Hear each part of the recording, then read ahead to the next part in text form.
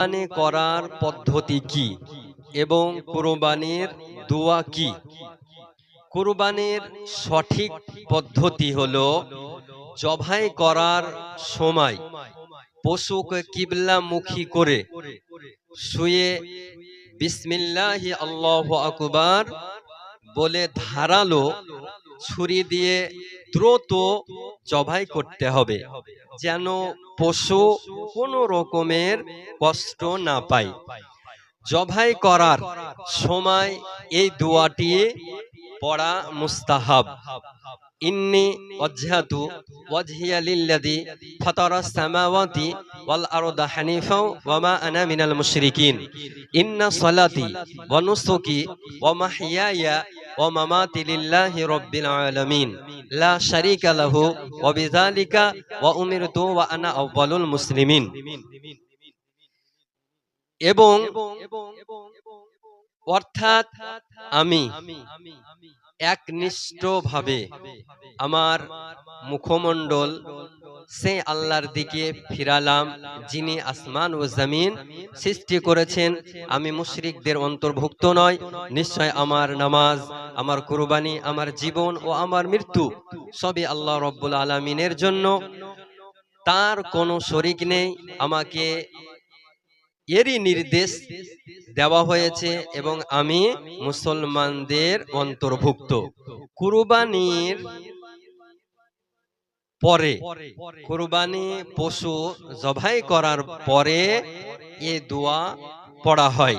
আল্লাহুম্মা তাকাব্বাল মিন্নি কামা তাকাব্বালতা মিন খলিলিকা ইব্রাহিম আলাইহিস সালাম ও হাবিবিকা মুহাম্মদ সাল্লাল্লাহু তাআলা আলাইহি ওয়াসাল্লাম। নিজ পক্ষ থেকে যদি কোনো ব্যক্তি নিজের পশু নিজেই জবাই করে তাহলে এই দোয়াটি পাঠ করবে, আল্লাহুম্মা তাকাব্বাল মিন্নি। আর যদি অন্য কারো পক্ষ থেকে জবাই করে তাহলে আল্লাহুম্মা রব্বানা আল্লাহুম্মা তাকাব্বাল মিন। তারপর যতজন শরীকদার রয়েছে তাদের নাম উল্লেখ করবে।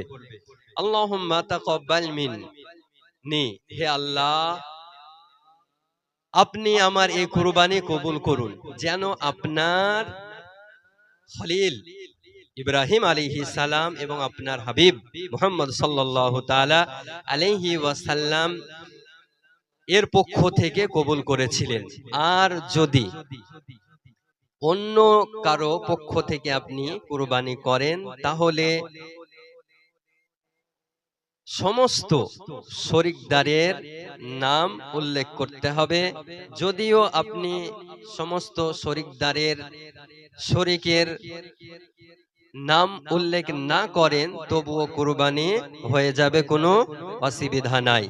তবে নাম নেওয়া এটা একটি ভালো কাজ, জরুরি নয়, ওয়াজিব নয়, ফরজ নয় যে তাদের নাম, যারা কুরবানিতে অংশগ্রহণ করেছেন, যারা কুরবানি যাদের পক্ষ থেকে দেওয়া হচ্ছে তাদের নাম উল্লেখ করা জরুরি নয়। যদি নামটা বলে এটা উত্তম কাজ হবে, জরুরি নয়।